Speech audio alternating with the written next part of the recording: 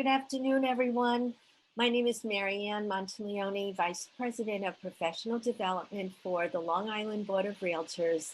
And thank you for joining in with us on this gorgeous, gorgeous day, summer-like day. I can tell you we have a very special guest back by demand. And I'm happy that you could join in on a very interesting topic, blogging for realtors. So we have Christy Murdoch back with us again, and I want to officially read her introduction. Thank you for coming back, Christy. Thank you for having me. It's a pleasure. Okay, excuse my reading it, but I don't want to miss No anything. problem. So welcome everyone to LIBOR's Wednesday webinar on Blogging 101 for Realtors and using it as a primary marketing tool to generate business. Let me tell you a little bit about Christy Murdoch Edgar. As a contributor and editor for leading real estate companies such as Inman, Reminder Media, and Realtor.com, Christy is a trusted leader in real estate marketing. Through her company, Writing Real Estate, Christy writes blogs, property descriptions, websites, and promotional copy that increases traffic and results in higher conversations for real estate agents, brokers, and other professionals. As a marketing mastermind columnist for Inman, she regularly writes real estate marketing trends and personal branding.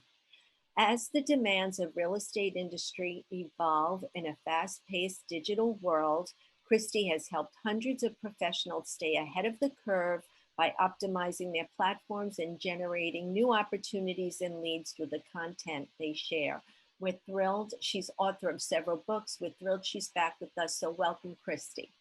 Thank you so much. I really appreciate it. I'm so happy to be here and to share with you some information about blogging.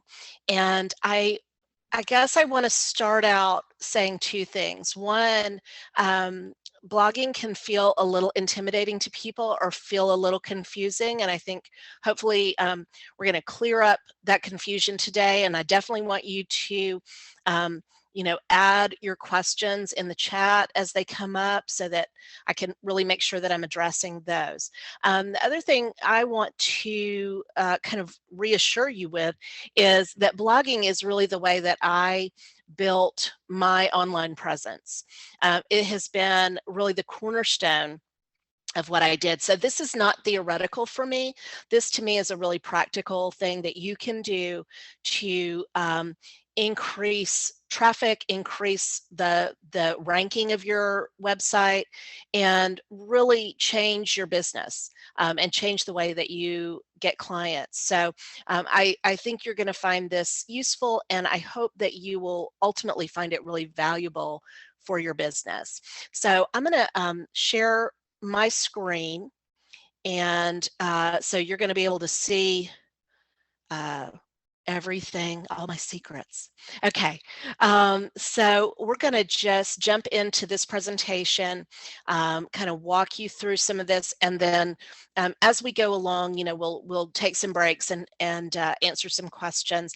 I'm also going to show you my blog at Writing Real Estate and kind of walk you through a blog post so you can sort of see from a design perspective how I optimize that as well. Okay, so this is me, and through Writing Real Estate, as Marianne said, I do a tremendous amount of content for real estate agents, for companies, for finance companies in the real estate space, and a lot of what I do is writing blogs. And in fact, when the pandemic first started, I am not ashamed to say that, like most people, I was, nervous about what this would mean for my business. And what it actually ended up doing is really increasing the amount of custom writing that I was doing, because so many people and so many big companies took it as an opportunity to really build their online content. Because they were not out there seeing people face to face, they really diverted everything to creating more robust content. And so that has been really the story of the last year plus for me. It's really incredible the number of companies that really went all in on creating and in some cases sort of changing up their content strategy. So I talked here in the title about starting a blog as the core of your content marketing plan. And I always talk about content in terms of strictly promotional content, and then core content, and then distribution content. We're going to talk about that a little bit more, but blogging fits into the part of content creation that I call core content. So if this is what you feel like sometimes, right? You're trying to get attention. Maybe you're in a crowded market with a lot of real estate agents. I myself live in Florida, and there are so many real estate agents in every major market down here. There's just, somebody everywhere trying to get attention, trying to get their name out there. And of course, everybody's always trying to be top of mind. And so during normal times, that may involve, going out, being really involved in the community, being really face to face with people all the time. But then with the pandemic, that just was not possible. And so this has really become the megaphone. This is the way that people are reaching out and becoming better known in their market and even beyond their market. There's certainly people who specialize in working with, for instance, here in Florida, you have a lot of people who are dually licensed in Florida and New York, Florida and New Jersey, Florida and Illinois, because they really specialize in sort of that long distance, streamlined transaction process. And so blogging really allows you to reach out to people who are beyond just your local area and beyond the people that you can see face to face, and really get yourself out there and broaden your audience. So I I don't know, and some people may feel it's a little elementary to start with this, but honestly, when I started creating content, I had to really educate myself on what a blog really was and what the purpose of it was. We think about blogs a lot of times as something highly personal that somebody's writing, where they're just sort of talking about their life or talking about what they did yesterday and stuff like that. So that's not quite usually what we are talking about when we talk about a blog. So for business purposes, a blog is written core content, and it is designed to be value added. And that's really, I think, the key to good blogging is that value added content where it is very little promotional content, if any. In some cases, there's no promotional. There's not even a call to action at the end of the blog, but it's primarily designed to add value and to create tremendous informational value for the consumer. Okay, so this is going to form the centerpiece of your content marketing plan. Now, when we talk about core content, that can also be a video.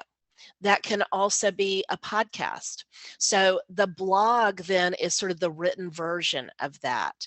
And if you already have video, a blog can fit in really well, where maybe you start with the blog content and you turn that into a script for the video, or you turn that into a script for the podcast. So even if you have other core content, a blog can really fit in really well with that.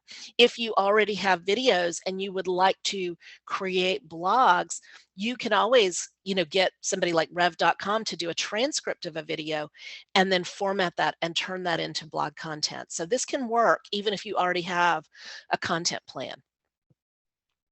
Um, Bloggers focus on written content, and the idea is to convey your authority and your knowledge. So that's, talking about the market, talking about the process, talking about your experience, maybe in some cases, really helping people to understand some aspect of your area or your specialty or just the real estate process in general, and how you are uniquely qualified to help them with whatever it is they're looking for.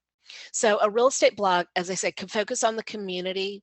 It could focus on the industry at large. You know, you could be very driven by sort of the latest trends, the latest sort of journalism in the real estate space.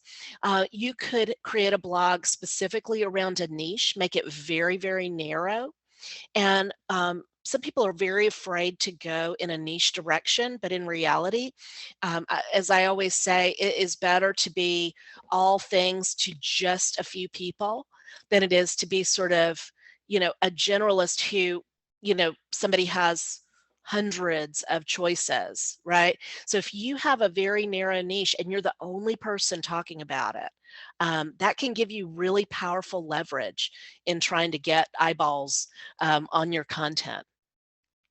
And then, some specific area of specialization. There's some process that maybe you know a lot about that nobody else is really talking about. That can be a really good foundation for your blog as well. So step number one, I just, I think the nuts and bolts are really helpful. So that's why I like to include things like this. Where should you host your blog? And I definitely know people who have a separate blog and it's its own entity all by itself. And then other people who have it as part of their site. That's what I do. So we can talk about some of your options as well. Um, so you can choose an independent blog platform. So a lot of blogs are founded on WordPress or HubSpot, can do hosting for a blog. So that may be integrated with your main website, or that may be its own separate entity with its own URL. Okay. Now, your website may offer blog capability, and I've worked with clients who have, like, somebody else does their website, but there is a blog capability that they can have applied to that website, and then they can go in and add blogs and add content there on that part of it. My website is built on Wix.com. It's just a do-it-yourself website that I created, and my blog lives there. It's just a part of the website that I have. One thing I always say, and I think this is so important, even if you're a person who tends to outsource a lot of things, a lot of your marketing, a lot of your content, make sure that there is a user-friendly interface so that you or somebody in your office who you know you can count on will be able to load and format your blog yourself. Even if you have a content provider, even if you have somebody who does that for you, you do not want to be in a position where you have a freelance content provider who suddenly is no longer available, and now you've got content that you can't do anything about. Or if you have a client who says, oh, I saw a mistake on the blog, and you're trying to get in touch with somebody to fix it. You don't want to be in that position. I have a lot of clients who will order blog posts from me, and then I'll check their blog and they're not there because they have not had time to upload the blog to, approve it and post it. And so you just don't want to be in that position. You want to always have the ability to, upload and add or change content on your blog. Okay. So, especially again, little minor changes, a new phone number or something like that. You do not want to have to wait for somebody else to do that. Now, this is my best advice. If you work for a brokerage that provides you with a website, and if you have not created your own website, and you know somebody may get mad at me for saying this, but this is just my personal opinion. Do not host your blog at your brokerage's website. And sometimes when you first sign on with a brokerage, they will say to you, oh, hey, this is your little web page, and this is where you can add articles and you can create your own content. And that's great, but that content does nothing to help you as an individual.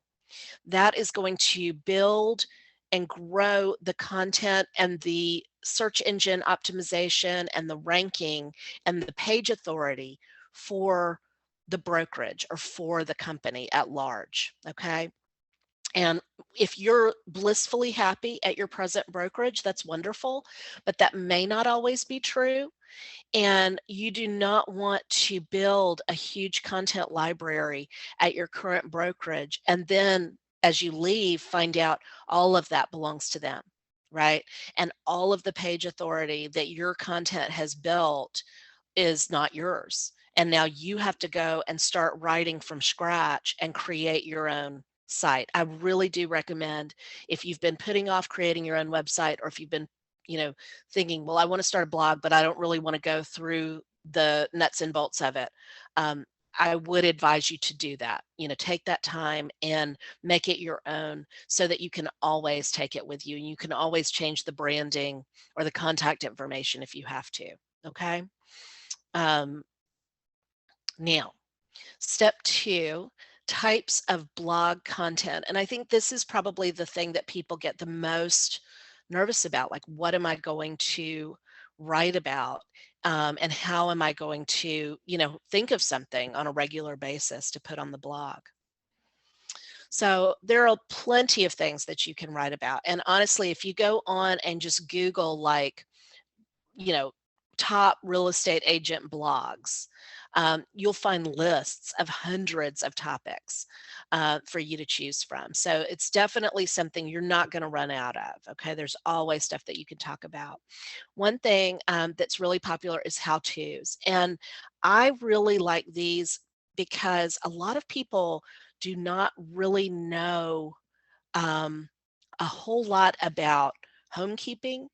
A lot of people don't know a lot about finance, and their real estate process is maybe the first time they've really thought about kind of finance. So, there are so many things you can do a how to for. It could be how to, fix, a leaky sink. But it could also be how to check your credit score. It could be how to clean, like run a power washer. I mean, it could be honestly anything that has to do with the home, with the process of real estate, just general upkeep. It could just, it's incredible the number of things that you'll find, and the number of people you'll find who really will be interested in that content because they just don't know how to do these things. Um, Home guides. So this could be, sort of a guide to things throughout the home, to the systems of the home. It could be a guide to sort of like an annual upkeep um, schedule, right? These are the things that you need to do every month to make sure your home is in good working order. It could be any kind of thing. Winterizing a home, that's a home guide that you could do. So you can also do something like, people that they'll need to reach out to, right? So you can create these, here are the local, repair professionals that I know and have worked with and recommend, or here are the local sort of legal and financial professionals in our area, things like that. Market information. So this is something that a lot of people like to do is, you're going to get statistics from your local association. And so you may want to pull those every month and just get on your blog and just break it down for people and say, this is the trend that I'm seeing in this neighborhood. This is what's happening in this other neighborhood, and create content around that and have a market guide for every month. So that's a really simple thing that you can do, and you can really show your expertise and your authority there. Neighborhoods, and a lot of people do this, and I think it's a really good strategy, because the name of the game with getting your blog noticed is getting really specific, right? If you're saying the same thing that everybody else is saying, it's going to be really hard to rank for that. But if you're saying something really specific, then that's going to be helpful. So, for example, I live in Orlando, like the greater metro Orlando area. So, if I were writing a blog and I were writing about Orlando, I would have a lot of competition, right? Now, I live in a small area of Orlando called Windermere. Now, if I were writing about Windermere, I would still have a lot of competition, but it would be a lot less than Orlando, right? And then if I got all the way down to my neighborhood, very specifically, then I have very little competition. There's not a lot of content out there specifically talking about the features of this neighborhood. So that would be a really useful way that if somebody was specifically looking for this neighborhood, they might find my content pretty quickly. Okay. Community events, of course. Now, the last year has been really hard on people who create a lot of content around community events because all the events were canceled. But if as that starts up again, that's a really good thing that you can do. Process-driven blogs, so anything about sort of the buying process, the selling process, the home inspection process, the appraisal process, all of those kinds of things that you really know a lot about and have specific information on. And then anything that you really enjoy writing about. And this is a little controversial, but I'm going to put it out there. If the choice is between not writing at all and writing something that seems a little off topic for a real estate agent, I would say write about the thing that's off topic for a real estate agent. Okay. So if you are really into home design, of course, you can make that very relevant to real estate. If you're really into finance, that is something you can make relevant to real estate. Home improvement, you can make those connections, right? You don't have to have a blog that is just devoted to, rent versus buy and things like that. It can absolutely be about the area of real estate that you're most engaged and interested in. I always tell this story. I have somebody that I follow on Instagram who is a real estate agent, and she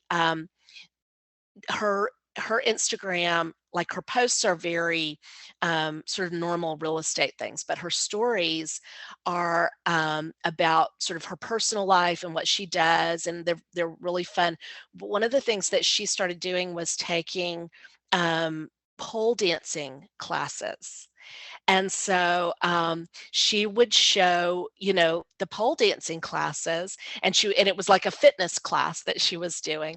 And she has sold so many houses to strippers in her market that I can't even tell you. So you can really and truly create content around anything, around things that you're just interested in or that you're doing. And there is somebody out there who will be super engaged by that and will want to work with you because of that. And then, of course, highly specialized niche content. So that may be, if you work with a very specific niche, or if you just like learning about and talking about different real estate niches, and you get really narrow with it, again, that can help you rank really high for that. So even if you're not a complete expert in that niche, if you can do the research and find some good information about it and share it in your blog, that can make you an awesome resource for somebody. So as I said, you may want to focus on an interest of your own. One thing you can do is the local business community, get out there, interview entrepreneurs in your area, talk about local businesses that are starting up. Recreational activities, if you like going hiking and you have a group of people that you go hiking with and you want to do like the best trails in the area, that would be awesome. Homekeeping, homesteading, there's so much content right now about homesteading, and if any of you follow my blog, you may know that that's sort of my dream. Like, I want this little farm, someday with some chickens and stuff. Homesteading is huge, and on YouTube, for example, there's so many videos about homesteading, and you can do the same thing if that's a big trend in your area. If you have a lot of sort of rural area in the market that you serve, homesteading is huge, and so that may be something that you are really interested in and you want to explore and create content around. Build a community, connect with your readers, and then offer your real estate services. So some blogs may be primarily real estate, some blogs may be other things that then kind of circle back around to real estate. Now, step 3 is search engine optimization. And search engine optimization is basically this. It's Google. It's where do you rank when somebody is looking for topics that kind of relate to real estate in your area. Okay. And so you want them to be able to find you through Google primarily.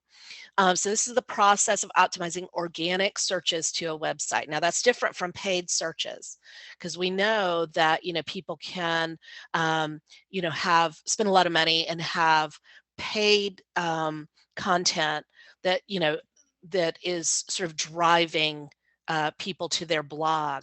But we really want you ranking well for organic searches primarily. The goal of search engine optimization is for you to rank as high as possible in Google's algorithm for the keywords that people are looking for in your market. Now, nobody really truly knows Google's exact formula. Maybe there's somebody at Google that knows that, but most people do not. We kind of have to guess. It's unknown, it's changeable. They do change their algorithm on a regular basis because they're always trying to optimize it for the way that people search. They want it to be as useful as possible. But generally speaking, they are looking for authority, accuracy, and user friendliness. I used to be a reader actually for Google as a freelancer, and they one of the ways that they want you to figure out if something is a good result is like how current is it, how useful is it, does this really answer the search query, right? If you put these words in, would you be happy with the result, and how happy would you be, right? So they really are looking to make it, that's really how they judge, is like what makes this as useful as possible. Now, the thing that people start to get frustrated with when they're looking at blogging is, you know, there's so many sites like Zillow and Realtor.com or big box brokerages that really own, you know, real estate agent as a search term, or like your city and then homes, right? So you're not going to outrank Zillow for those, or you're not going to outrank Realtor.com, but you can outrank them for authoritative, really rich, robust content, especially if it is geared specifically towards your local market or specifically toward kind of a very narrow niche. You can get into things that they are not writing about, and you can get into things that they are not writing about, like on the local level. Maybe they're writing about it on a national level as a trend, but they're not really looking at it in your community. So that's where you can start to make some headway. Now, again, this is something that, some people may not like this, but I feel like in all honesty, this is something I should tell you. There are SEO experts, and I'm putting air quotes around that, and some of them may be true experts, but there are a lot of them that are not. They took a little class, and so they are trying to be SEO experts. And they will sell very expensive packages. And they'll talk about backlinks and very technical strategies. But the problem is you can't see any of those things happening. You can't find those backlinks. They are pursuing kind of round the corner, difficult, strange ways of getting a backlink to you from other websites. And so it's very hard for you to see what they're doing and whether it is having any effect at all. Okay. Solid content is going to be a more reliable and more measurable way of improving SEO. As I said, when I started out with my website, that was all I did. And I had tried some of these sort of SEO experts on previous sites that I had developed, and I never felt like I got any results, you know. And then just creating content and being mindful of my keywords throughout my website creation process really got me the results that I wanted. So good solid content can do it, and you don't have to pay somebody to do like voodoo with backlinks. You know, unless it's somebody that you really trust, you know, somebody else has told you this is a person I recommend, and they're going to get you these results or whatever, you know, then maybe if they have that kind of recommendation. Otherwise, really think more about the content instead. Now, just I wanted to give you some really specific, like a toolbox for some of the things you may be wondering about. Now, word count is one. I have people who approach me. I had somebody not too long ago who wanted me to write a blog post, and she said it should be 250 words. And, you know, most experts, even though Google doesn't admit this, most experts say you have to get to at least 300 words for Google to even crawl the page and see it as content. So I, you know, said, well, I'm happy to do that for you, but I don't think it's going to get you the results that you're looking for. So a standard blog post needs to be, I would say, anywhere from 750 to 1,000 words. Some people do, you know, 500, 600 words, something like that. I like to get more in this 1,000 word range because um, one of the things Google is looking at is authority. And it's very hard to show them that you're an authority on a topic in 500 words. They're not going to see that as being really enriched and expert level, right? They want to see more content. And then what I really recommend for good search engine optimization is long form or pillar posts. And these would get you more around 2,000 words. So they're definitely long. This is the kind of thing that you're going to do, like ultimate guide to home finance, right? Or the ultimate guide to, you know, a specific neighborhood, right? And get those longer lengths, and that's going to help you rank higher because Google is going to see that as really authoritative and really, you know, useful, meaningful content. Like this gives the answer, right? Because there's so much to it.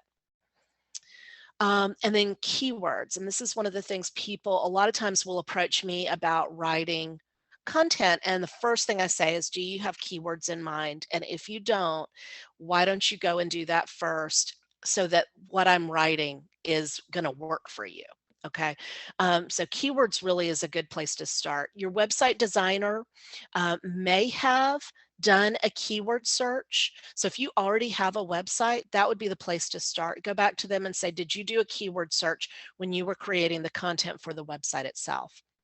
And they may be able to give you their reports that they generated at that time. If they did not do that, or if you do not have a website already and you are starting from scratch, you can have a keyword search conducted. And there are experts who do SEO keyword searches. You can go on Upwork as a big freelancer platform. There are others, you know, Fiverr is kind of hit or miss. Sometimes you get really good people in there. So definitely check the reviews. But you can have a keyword search conducted based on frequently searched topics, either in your market or sort of in the industry. And then competitor keyword searches. This is what I really like for people to do. Find the person who is ranking really high for kind of the kinds of search terms that you want to also rank really high for.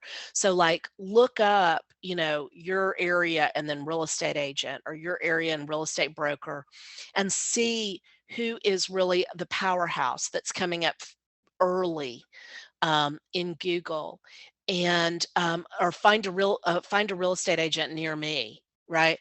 And then see what they're optimizing for, and then take those keywords and optimize for those as well. And that way, you know that you're going to be competitive with somebody, because you're going to be optimized for that same kind of audience and those same kinds of searches. So a competitor keyword search, and then just a general keyword search for your area. In terms of design, I like to use headers and subheads to organize content, and those also help to optimize your SEO. And on the back end, you also want to optimize for SEO. So when you are loading a blog post, your platform should give you options for your SEO, like, you know, a meta description, the way that you sort of format the title, the way that you format the slug, all those things should help with your SEO. And if you're on a WordPress platform, the Yoast SEO, YOAST, is built in, and it will give you feedback on your content and on the SEO potential. And then I always say add a photo or some other graphic element every 100 to 200 words. You can find royalty-free high-resolution photos at sites like Unsplash, Pexels, Pixabay. I know, like I said, I'm on Wix. Wix has photos built in. They have GIFs built in. You can embed a video. There's all kinds of things that you can do. And I was going to show everybody really quickly my let's see, I gotta get to it. I'll have to bring up a new I'm sorry, there's a little bar right in the way of where where I want to be. Let's see, I'll do it here.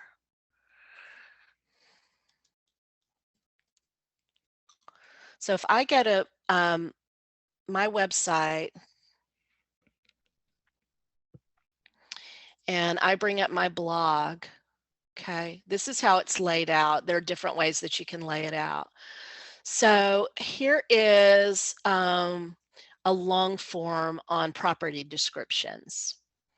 And so you'll see as I go through, you don't have to go very long without getting to a photo, okay? And then here I have a header and then a subhead, and it's offset as a header. It's offset from the regular text that looks like this, okay?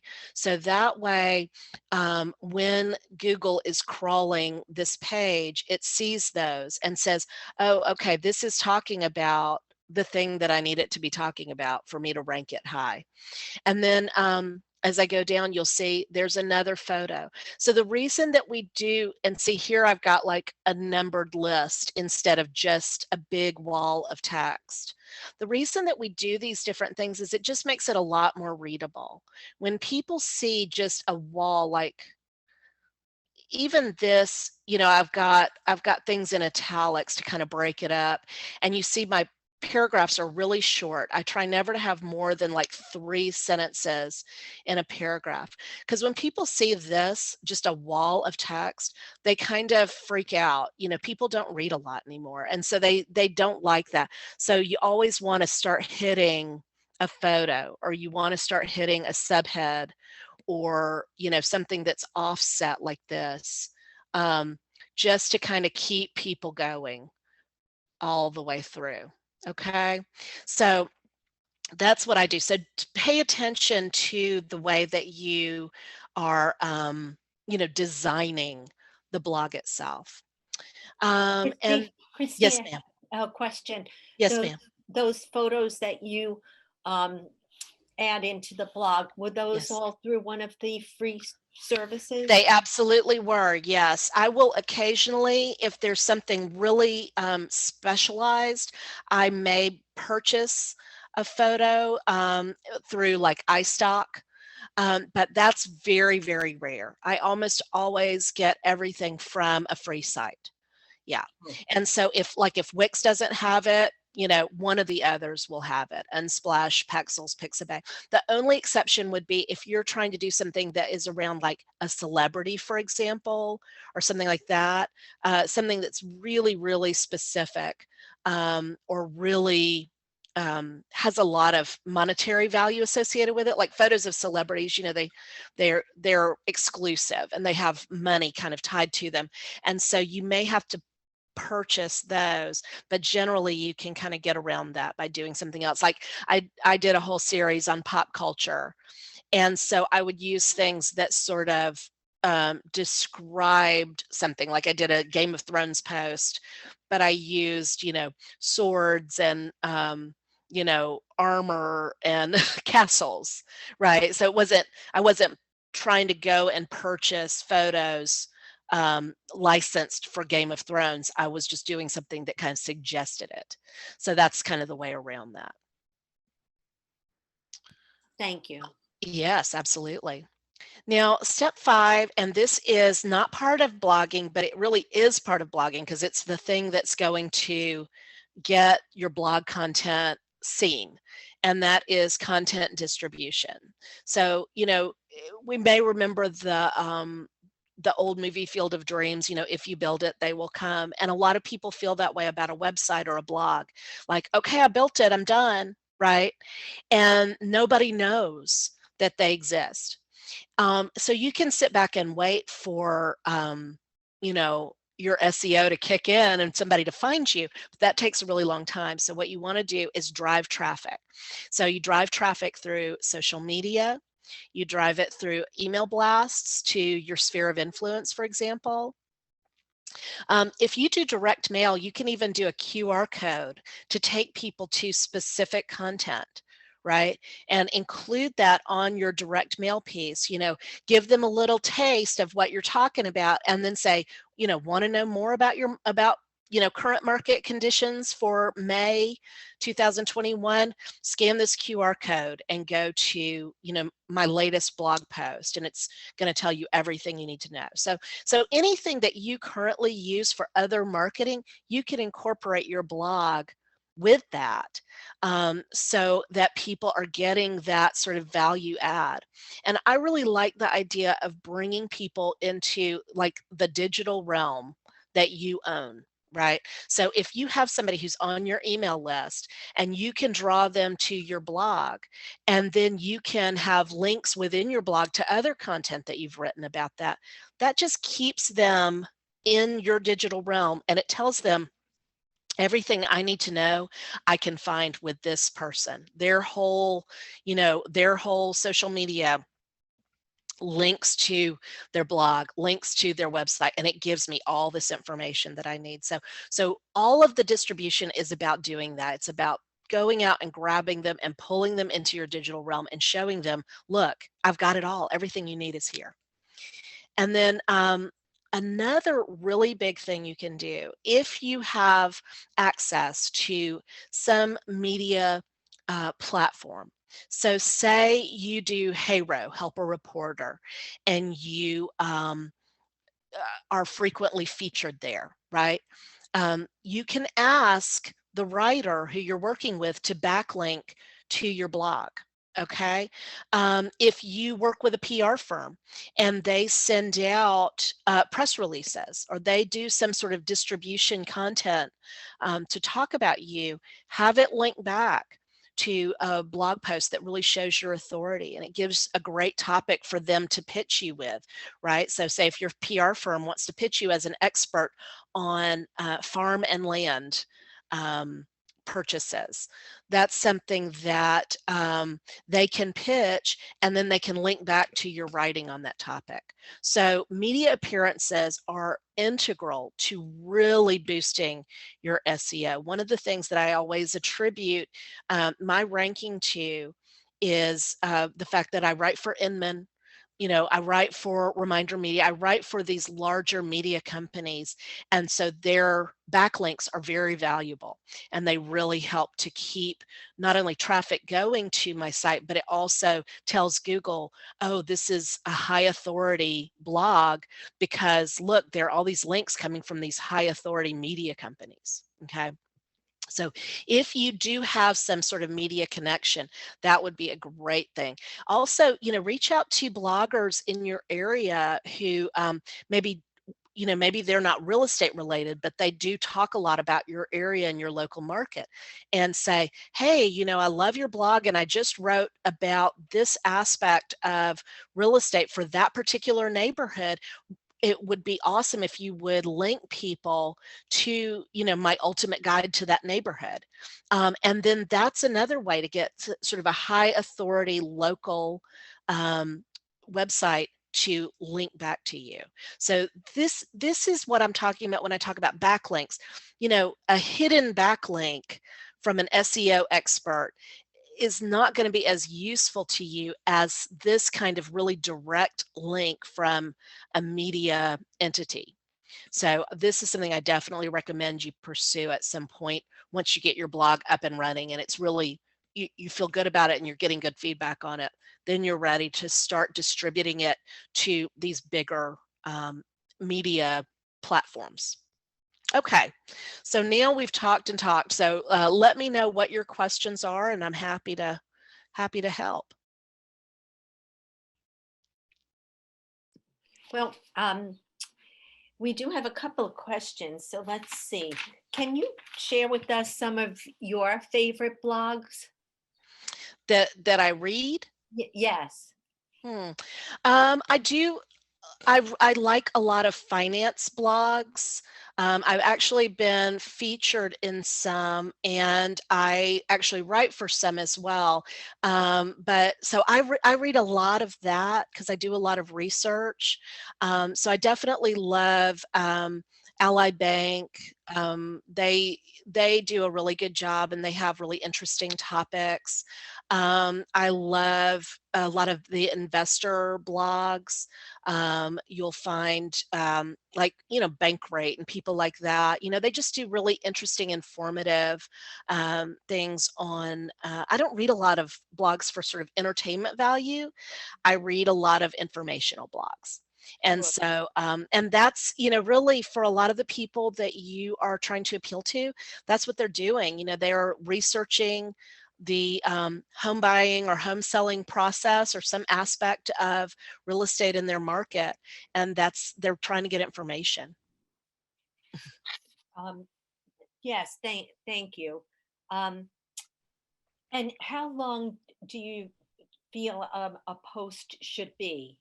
I know there was something in there, 100 words or 200 words. No, more like 1,000. Let me go. I'm just going to go Oh, back to that screen. That'll just be easier. Um, yeah. So standard blog okay. posts are generally 750 to 1,000 words, and then those long forms that I talked about, where you'll do like the ultimate guide, those are more like 2,000. Okay. So you definitely want to be beyond 300 words. I would say you definitely want to be beyond 500. I don't think there's really any value that you're bringing with less than 500 words. Okay. Can you sort of do a recap, assuming someone is ready to start on Monday? You know, first thing they do, Mhm. a platforms they should look at, pick their topic, just sort of a recap as we Okay. wind down. So I think the thing to think about first is, what do you already have in place? If you have absolutely nothing in place, you don't have a website, you don't have anything, you're probably just going to start with a blog, say on a WordPress platform. Okay. And WordPress is going to give you lots of options. You're going to have to spend some time noodling around with it and kind of playing with the platform to learn sort of the technical and design aspects of it. But there are lots of helps out there. There are lots of YouTube videos that you can look at that will tell you how to do various things with WordPress. If you do already have a website, my first thing would be to find out, is there a blog capability there? If it's a do-it-yourself like Wix, I know that there is a blog capability there, and you can go in on the back end and find it. If it's something that somebody else maintains for you, you need to contact them and find out what is there. And then, so that's the first thing, is to decide on your platform. And then I guess the second thing is really to decide on what your focus is going to be. I feel like there are a lot of people writing a lot of the same content. So maybe start looking online just as you hope your reader will do. If you already have some very narrow area of specialization that you want to talk about, great. But if you don't really know exactly what you want to talk about, just start doing some searches for real estate related topics in your area and see where you see a gap. Right? What do you see that nobody seems to be talking about? Or what question are you asking and there's nothing coming up that really truly answers that question? Or are there things that maybe are talked about in other markets, but they're not really being talked about in the sort of micro market that you serve? Those are the places that you can find something useful to say. The way I got started on my blog actually was, somebody reached out to me really late at night about a terrible property that she had read, and she sent it to me. And at 10:30, I was like so horrified by it that I wrote a blog post about it. And that ended up really being what got me in with Inman, and I started writing for them, was just off the strength of that one post. So look for the thing that either makes you have a lot of feelings or that you think nobody else is talking about, that you could really explain really well, and see if that gives you, something to start with. That makes total sense. Yes. Good. Let's see. We do have a few questions here. What is the frequency of your blogging? Once a month or more? Do you set up topics in advance? Blogging is however often you will do it. And that is, people don't like that answer, but that's the truth. It does not help you to say, oh, I'm going to blog every week. I have people who I coach who start out and they want to do this, this, and this, and they have, 50 things they want to do. And then they burn themselves out because they just cannot sustain the level of performance that they want. So if you will write once a month faithfully, and you will let it drop sort of on the same day every month or something like that, so that it's really consistent, do that. And then see if you can move up to twice a month. Do it gradually. So big companies that have huge budgets and outsource, I mean, they're doing dozens of blog posts a week. So you're not going to be able to do that. You're not going to have the time or the energy to do that. But you can absolutely work your way up to maybe one or maybe two, if you're a really, really fast writer, one or two a week. And that would be awesome. But you don't have to do that much, and you don't have to start there. While you're figuring it out, just try to do one a month and see what that process is like for you, and then move up as you're comfortable with it. Great. Where can we find some of the best realtor blogs, or where can you find a list of top blogs? Is there such a place? Google. Set your limits on your search, right? And just look for stuff in the last year or two. And there are lots of people who do, top 20 real estate blogs and things like that. And there are lots of those kinds of lists out there. Yeah. So find somebody that you feel like is a good authoritative source that you like, and just work your way through. Okay. Great. Yeah. Google does everything. Yeah. It does. It really does. I mean, honestly, and again, like I said, they really optimize it to really have the answers. That's Yeah. why they are who they are, because they work really hard to refine it so that it really does answer those questions. And we have another one from Denise. How do you show in your blog that your information is coming from another source? So how do you give credit to that source? Thank you. That's a great question. I personally link out to the source. So I will just put a hyperlink sort of around a phrase within the blog. If I am, now I have clients who they want footnotes. And so some clients do that. They want a list of sources at the end with like a little number next to the sentence where that fact appears. Yes. But even then you still link out, you know. So I personally link out right at the information rather than wait till the end. But you can do it, you know, you can do it how you want to, but generally that's what people do is they link out at the phrase. Okay, that's great. I don't think we have many more. That was so very informative. Oh, good, Yeah. good. Um, I'll just come on camera to say thank you.